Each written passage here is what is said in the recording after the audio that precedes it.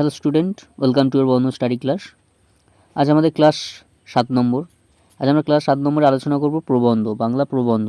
তোমাদের 15 নম্বর থাকে পরীক্ষায়, যেটা কোশ্চেন পেপারে আসে প্রবন্ধ রচনা, ঠিক আছে?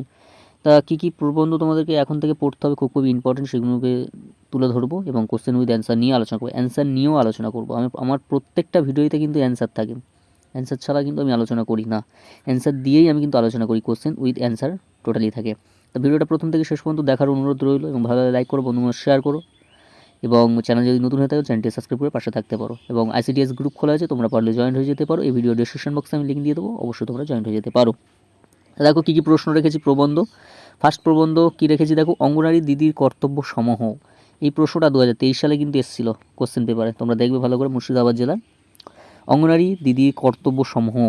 তোমরা একটু স্কিপ করে প্রশ্নগুলির অ্যান্সার নোট করে পড়া শুরু করে দাও, ঠিক আছে? আমরা আস্তে আস্তে দেখিয়ে দিচ্ছি, ঠিক আছে? এখানে 3টি প্রবন্ধ নিয়ে আলোচনা করবো, খুব মোস্ট ইম্পর্টেন্ট। তোমরা একটু স্কিপ করো করে উত্তরগুলো একটু দেখে নাও, ঠিক আছে?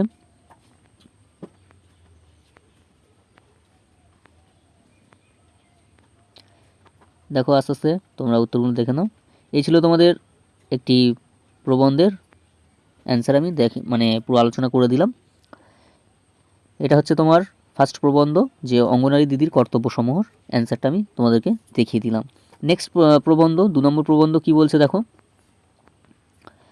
2 নম্বর প্রবন্ধটা হচ্ছে যে একটি অঙ্গনারী কেন্দ্র কিভাবে চলবে, সেটা হিসাবে তোমাদেরকে প্রতিবন্ধ বা রচনা লিখতে হবে, যে একটি অঙ্গনারী কেন্দ্রে কিভাবে চলবে।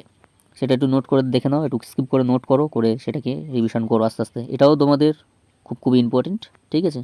আসার যেগুলো চান্স সেইগুলি নিয়ে কিন্তু আমি আলোচনা করছি, ঠিক আছে? যেগুলো খুব ইম্পর্টেন্ট সেগুলি নিয়ে আলোচনা করছি। এই ছিল তোমার 2 নম্বর প্রতিবন্ধের বা প্রতিবন্ধকতা বা রচনার অ্যান্সার, একটি অঙ্গনারী কেন্দ্র কিভাবে চলবে, ঠিক আছে? এবার নেক্সট 3 নম্বর প্রবন্ধ কি রেখেছি দেখো, এবং তার সাথে উত্তরটাও একটু দেখে নাও। দেখো 3 নম্বর প্রতিবন্ধ হচ্ছে ভারতের শিশুদের জাতীয় টিকাকরণ নিয়মাবলী। কোন সময় টিকাকরণ নিতে হবে শিশুদের, সেটাই হিসাবে তোমাদের প্রতিবন্ধ লিখতে হবে। তো দেখে নাও, স্কিপ করে তোমরা একটু উত্তরটা দেখে নাও এবং যেখানে প্রবলেম হবে অবশ্যই কমেন্ট করবে এবং ভালো লাগলে লাইক করবে, শেয়ার করবে সবার মধ্যে। এবং আইসিডিএস গ্রুপে জয়েন হওয়ার জন্য ভিডিও ডিসক্রিপশন বক্সে আমি লিঙ্ক দিয়ে দেবো, অবশ্যই তোমরা জয়েন হয়ে যেতে পারো। এই ছিল 3টি প্রবন্ধের total answer, question with answer আলোচনা করে দিলাম। এই 3টি প্রবন্ধ কিন্তু তোমরা এখন থেকে পড়া শুরু করে দাও, খুব মোস্ট ইম্পর্টেন্ট, ঠিক আছে?